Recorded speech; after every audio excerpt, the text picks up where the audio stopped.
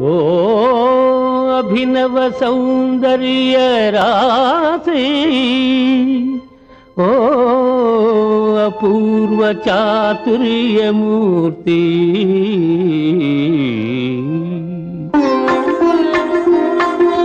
నీ కటాక్షముల లాలనమ్ములో, నీ మధురాధర తుంబనమ్ములో,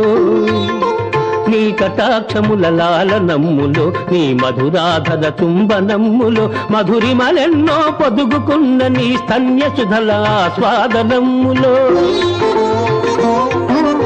అప్రమేయ దివ్యానందాలను అందించే నీ చల్లని ఒడిలో హాయిగా నిదురించగలిగే పాపగా నీ కడుపున జన్మించు భాగ్యమే లేదా?